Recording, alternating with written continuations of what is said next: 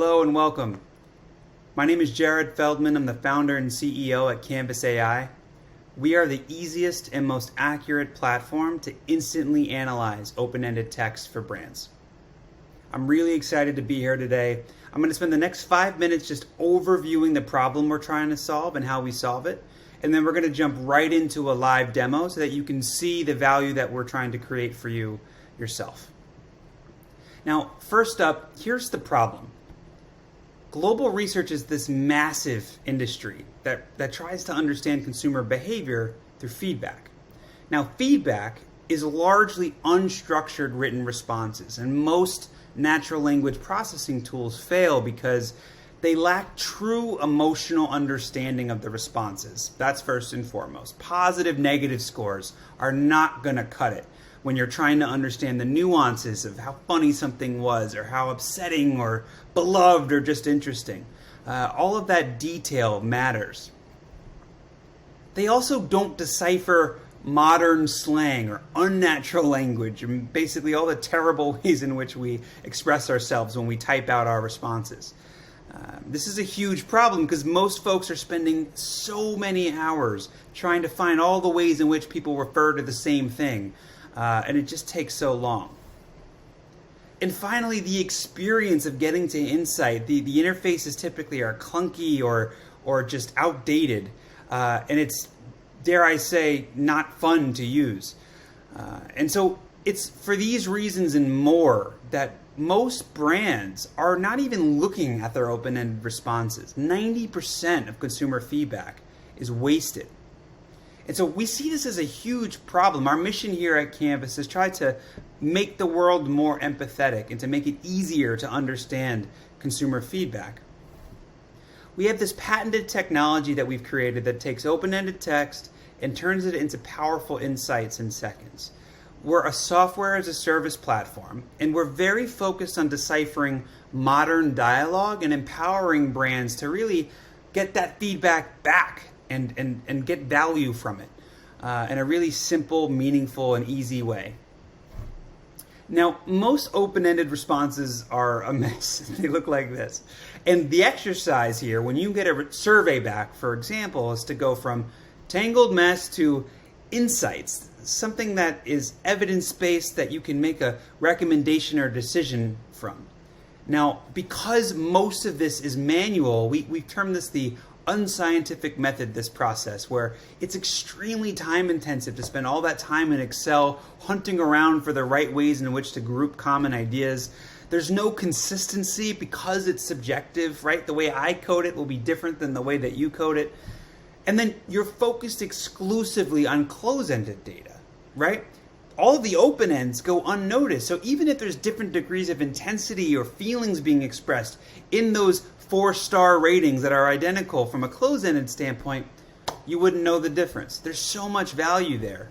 And finally, none of us as researchers have grown to expect actually norms for open-ended data because it's unstructured. How would you create norms or benchmarks? How would you know what's typical for how passionate folks are in those open ends or how funny they find you, etc.? It's just not something that's considered. And so we set out to build a platform that could address these concerns in a very purpose-built way. And how it manifests is, well, first, the analysis would need to begin immediately. There can't be hours of work to just get to the point where you're able to draw some sort of meaningful conclusion. So we need to go from messy Excel spreadsheet to insights, literally in just a few clicks. And it has to be consistent. We have to figure out how to minimize subjectivity through the use of AI and standard definable units of measure that could be compared and contrast across things. And then we needed to figure out how to marry close-ended and open-ended data so that you could see the full picture. That's really when insights begin to shine. And you've got those responses anyway. You may as well get value from them. And finally, how do you scale this? If you're doing surveys and you're doing millions of open ends a year and you've been doing it for decades, what about if you could benchmark your responses and start to get a sense of what's changing or what the new normal is? We've had the great pleasure of introducing our platform to some of the world's leading brands and agencies already, and I'm so excited for you to see what we've built, and hopefully you'll want to try it too. So now, let's transition to a live demo so that you can see the platform in action. All right, so we're going to start with the Excel spreadsheet. These are survey results. You have your open-ended response here in column D, and then you've got a couple of demographic pieces of information, or maybe race. It's really whatever is in your survey, Canvas will ingest. And so we'll start with the Excel. I just want to show you what happens here. We're going to take this and drag it into our uploader. The first thing I'm going to show you is how you get data into Canvas. We're going to follow this quick wizard, teach Canvas where the header is, where the open ends are. If there were multiple open ends, it would just be a point and click. If you need to rename it, you can do so here. And then anything that's not an open end is a close end that you may want to be able to filter by. And Canvas allows you to do that just by checking off the boxes here. Finally, you'll give it a name. This is our financial services brand perception study. Whatever you'd like, a quick description. We've got multiple industries that we work in, and each industry has their own language model. Literally our analysis changes based on the type of industry that you choose and the type of study that you're working on. Really finely tuned analysis trained on hundreds of millions of pieces of text just in the last year that makes the analysis all the more accurate. We can give it a tag if we'd like. And if you're an agency that has code frames, you can actually upload your code frame, we call them rules, so that you can teach Canvas how you'd like things to be coded. Give it a quick once over and hit submit. And that's literally it. It'll email you when it's ready. If you get stuck, no big deal. There's a little chat bubble here. Real humans will get back to you in less than 5 minutes and help you through. And then you can go get a cup of coffee because it'll email you when it's ready. That's the upload process. Now, once it's done, this is what it looks like. The entire experience is built around trying to help you answer the question that you ask, right? This is not actually a sentiment problem or a topic problem per se. It's a question and answer problem. And so the exercise is, how can we help you arrive at your conclusion in as few actions as possible and with confidence? So your question is here. If we had done multiple questions, they'd be available for you in a drop-down. And for this particular survey, there were 526 open ends. And Canvas, the entire experience is centered around 3 types of analysis. Canvas will automatically code your open ends using our AI to try to understand the common ideas in responses. It's a one-level hierarchy where you have nets and codes completely algorithmically generated. Or if you teach Canvas your rules or how you like for things to be coded, it can also apply your personal logic or your client's logic or whatever it is that you'd like. Canvas is also doing topical analysis, but this is not your average word cloud. We are literally clustering and trying to group together different words and phrases, misspellings, inflections, all the ways in which people talk about the same thing, and bubble up the top topics. Now, if you're asking a question like, name your favorite brands, then the topics actually might be sufficient for you, and you'll have your answer. Now, last but certainly not least is our emotion analysis. Canvas holds multiple patents now on being able to summarize how people truly feel in their responses. We have 42 different core emotions that allow you to see all of the dimensions of how people feel. And you've got flexibility. If you'd like all of that detail, it's there for you and it's available actually on default. But we're also the only system that offers interoperability amongst the different major academic frameworks for emotions, Ekman and Plutchik. We can dive into that more in another video, but for now, let's start with coding, because at the end of the day, this is what you're doing if you're manually in Excel trying to figure out what's going on in those responses. Canvas is greeting me with some plain language highlights. These are statistically significant findings that act as really nice jumping off points to further my analysis, or might be things that I want to copy and paste and put into my presentation. The 3 types of analysis are available in 3 sections of the app. Up top, we're in broad strokes telling you how many emotions we found, how many topics we found, how many open ends have codes on them. We then have this gorgeous, really easy to navigate tree map that's organizing for you how people feel, what percentage of folks express love, but not just the word love, but the tens of millions of ways in which Canvas has learned that people express love, and summarizing that for you.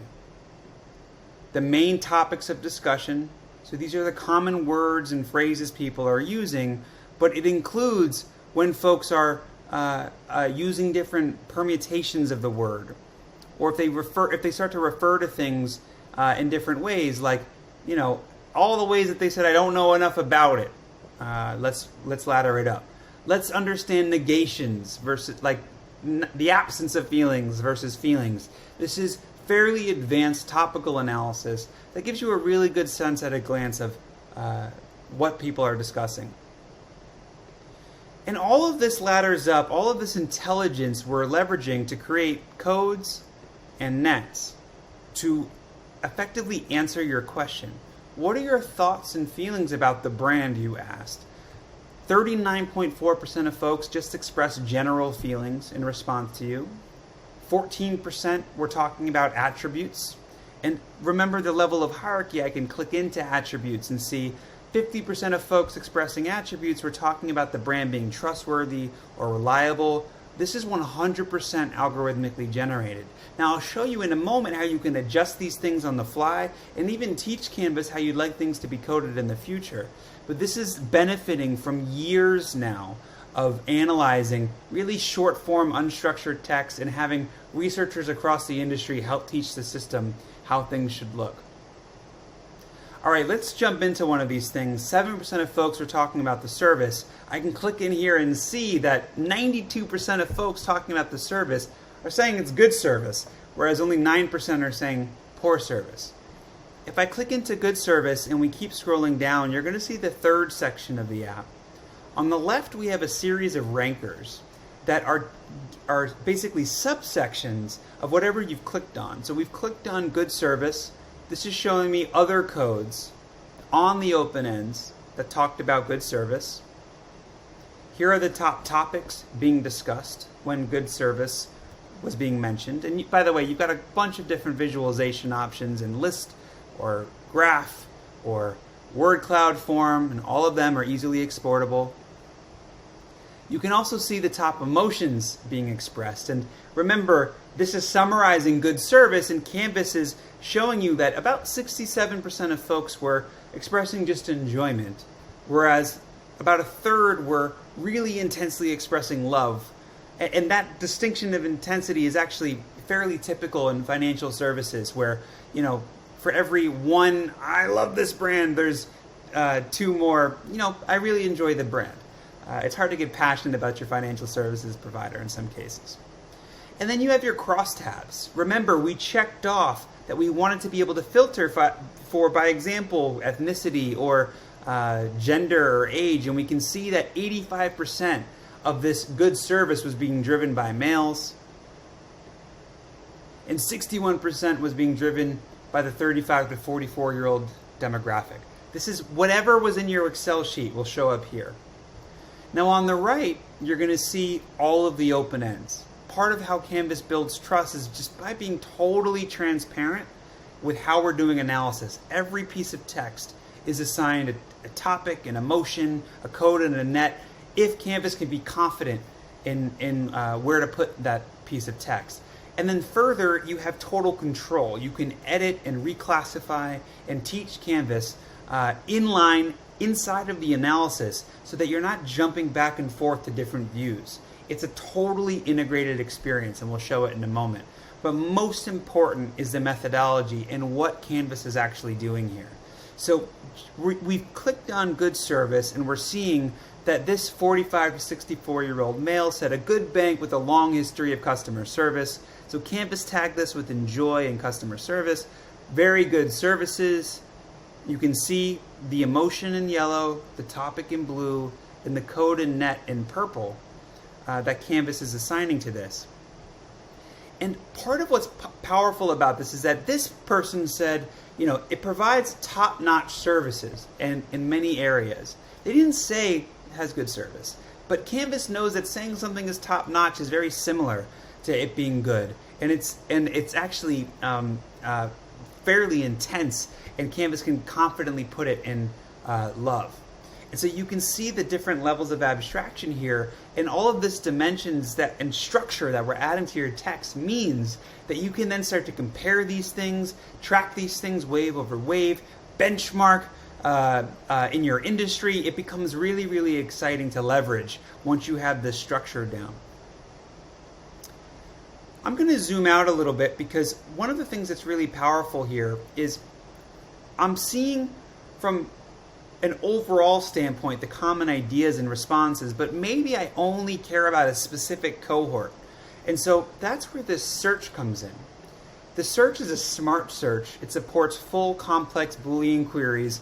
If you forget your operators, there's a handy guide right here. I forget it all the time, so quick guide for you: ands, ors, nots, parentheses, near operators. And what we can do is we can look for specific topics or codes or combinations of emotions, but also we can look for our crosstabs. We can say, all right, let's focus on male, but also males and those in the, let's say, 35 to 44 or 18 to 34. So effectively between 18 and 44 years old and male. Enter. That's it. The entire app just updated. We're now looking at the 235 responses that meet this criteria, and we can now see what their feelings are and what they're thinking about and what attributes come to the top for them. And it's just a really, really powerful way to slice your data in seconds in what would have historically taken days or weeks, if not longer. Now, before we wrap, I want to make sure that you get a sense of all of the ways in which you can adjust this data. You have the ability to leverage, this is what we call our edit bar. It kind of follows you around the page wherever you go. And whatever open ends you're looking at, you can edit. I can edit all 526 at once. If this indifferent comment is bothering me and I want to delete it, I can just hit delete. If this no opinion open end, it has two codes on it. That's unnecessary. I'm going to go ahead and remove my no answer code. Click apply. We're literally one by one changing it. Doing it one by one takes forever, but just know you have that control. But what you can do is leverage our edit bar to do things in bulk. And so what it allows you to do, for example, I'm in topics, and for me, don't know and don't know enough about, they are different, but for these purposes, let's go ahead and merge these into one. And we can literally just click both. We've selected 18 open ends, and we can pop this open and click on Edit Topics and Emotions, and we can say, go ahead and put don't know enough about on all of them. And we click Apply, and we've now made those changes. Last but not least, we've got this great Manage Codes portal that's organizing all of the nets and codes we've created for you in one place. And this is a drag and drop experience where you can change the naming conventions of, so maybe we want to call this, overall sentiment. And, as a general matter, indifference and dislike, in this case, maybe we say is the same thing. And we'll go ahead and merge those. And finally, you've got good brand, like the brand, and maybe that's a general feeling in our view. I'll throw that up here. Really simple drag and drop experience, and we'll hit apply, and it'll automatically be added. There's so much more we can show you, but really just making sure that you get a sense of the instant analysis and the ability to control married with complete transparency so that you can arrive at the answer to your question literally in just a few clicks. Everything is exportable. All of the graphs you see, you can have them in PNG or the raw data.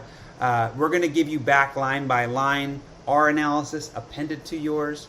This is available via our dashboard. We also have a full suite of APIs for easy connection to your own business intelligence tool, or if you have your own platform and want to have this Canvas experience inside of your platform, it's really easy to set up.